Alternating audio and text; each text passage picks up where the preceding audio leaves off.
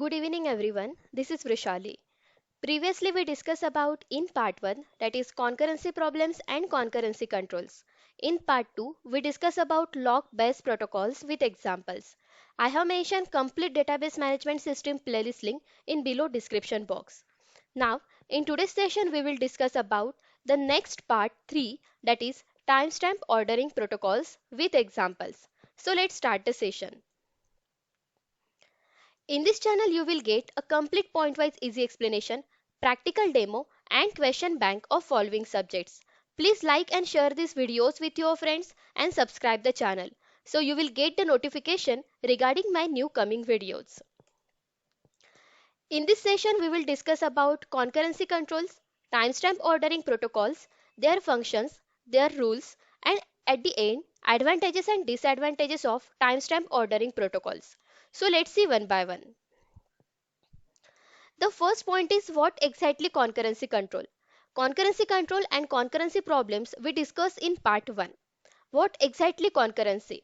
See, there is only one database and multiple users, multiple transactions perform operation at the same database on same data item.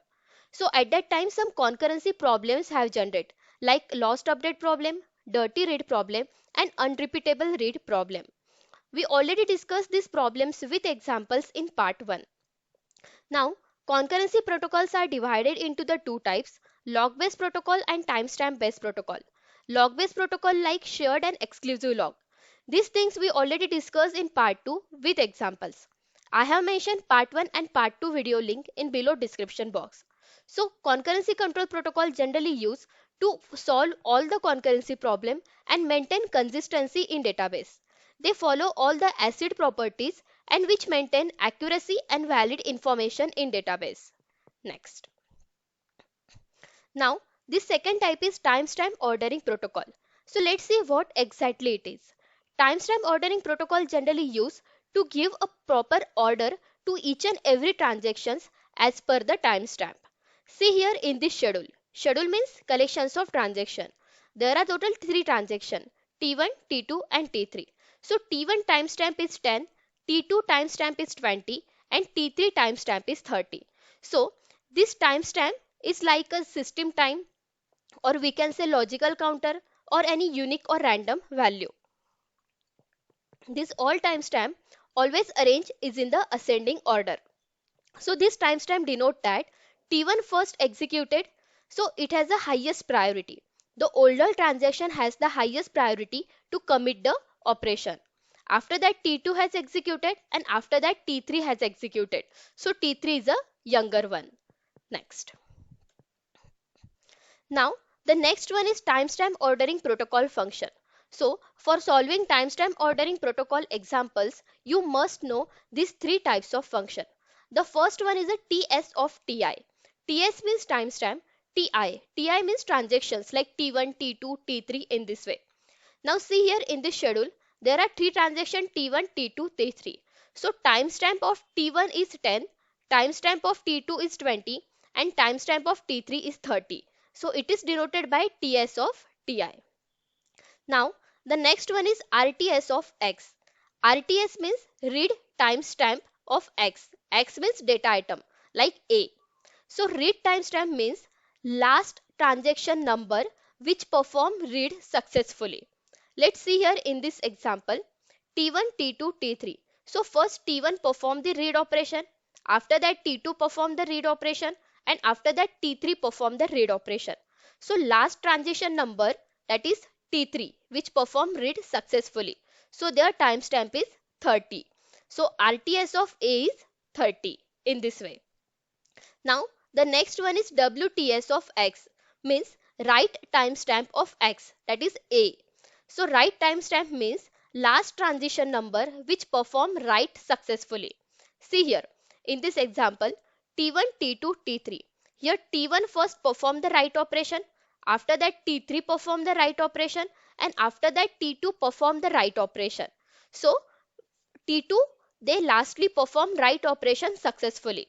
So WTS of A is 20. Their timestamp is 20. Clear? So remember these three things. TS of TI means timestamp of transaction. RTS means the last transaction which reads successfully, and WTS means the write transaction which lastly reads successfully, write successfully. Clear? Next.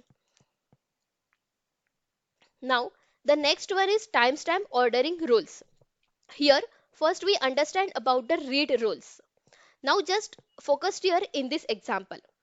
This thing is not allow in read rules and this thing is allow in read rules. So, let's understand with the example. Okay. Now, see here in this schedule, there are two transactions, that is T1 and T2. T1 executed at 10, this is the timestamp, and T2 executed at 20. So older transaction is T1 and younger transaction is T2. So first thing is, as per the rule, older transaction executed first. But here T2 is executed first. T2 first perform the write operation. So this rule is violated. Clear? That's why this is not allowed in read rules. Now second thing is, see here. T2 first perform the write operation, they write A is equal to 30. After that, T1 perform the read operation. So they read whatever they written by the T2. That is they read A, that is A is equal to 30. After that, this T2 transaction get fail. And when transaction fail, it roll back the transaction. Rollback means transaction again start from the first step.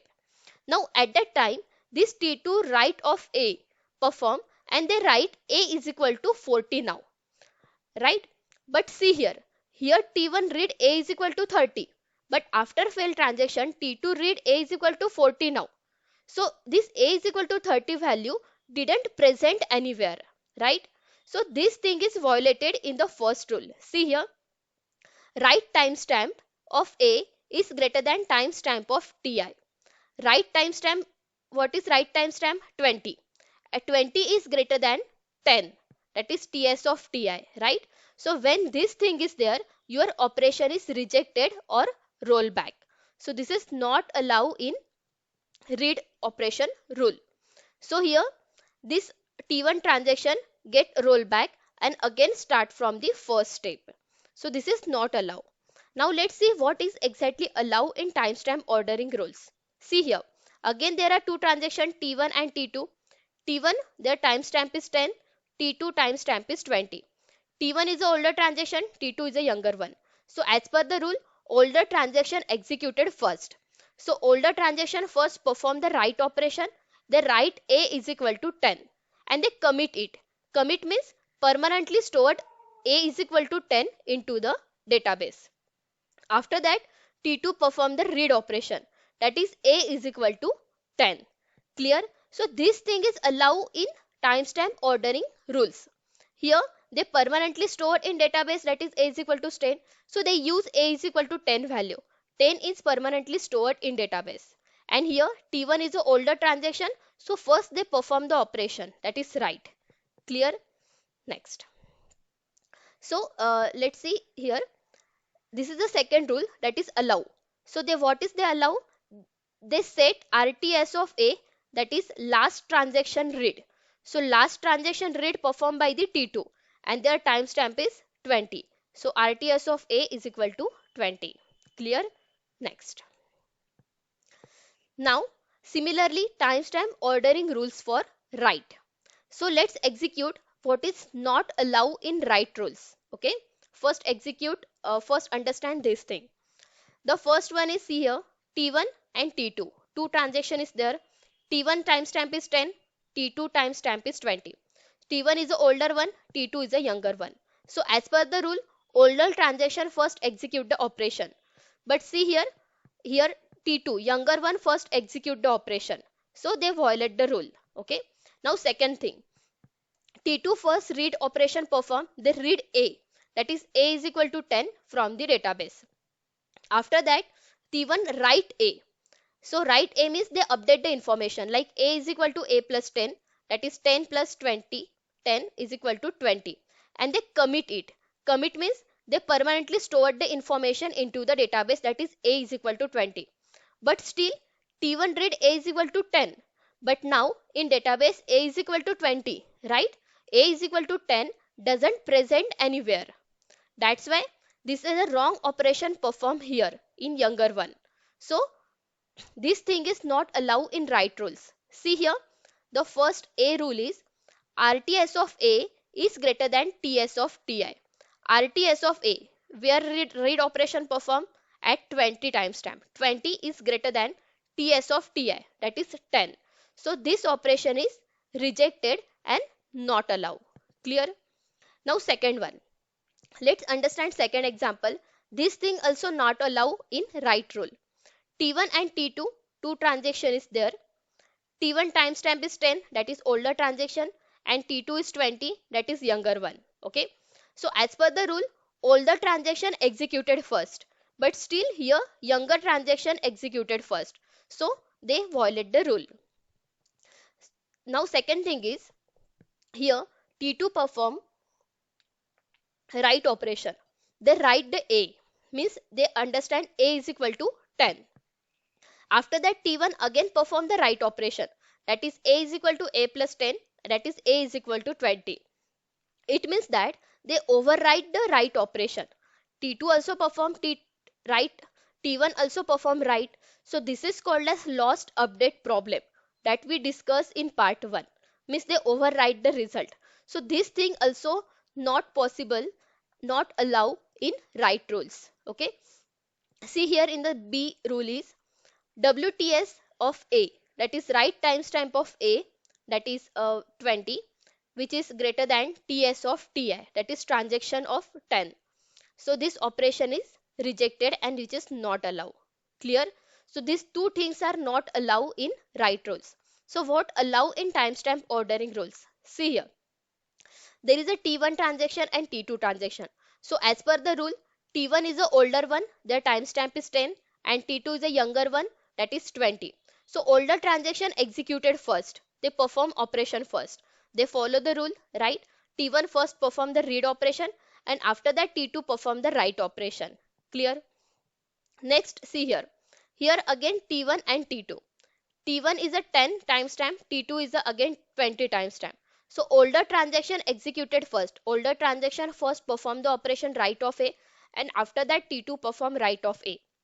So these things are allowed in write rules. So you need to understand this rule first for solving this kind of examples.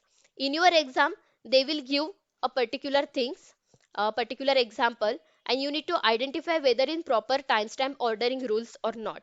Clear? Next. The next thing is advantages and disadvantages of timestamp ordering protocols. So as we discussed, timestamp ordering protocols maintain the serializability. Means first T1 executed, after T2, after T3. And due to serializability, there is no deadlock is occur. Means every transaction, there is no transaction need to wait. Every transaction occur and executed as per the timestamp. And no conflicting pairs in schedule, or the not allow thing as the conflicting pairs, and all the allow things are required pairs. So conflicting pairs are not required, not allowed. And disadvantages of timestamp ordering protocol is that the particular schedule is not recoverable or free cascade. If the particular schedule get transaction get fail, which is not recoverable and free of cascade. So this is the advantages and disadvantages of transaction TOP, timestamp ordering protocols. So this is all about. Practice it. Keep learning. Thank you.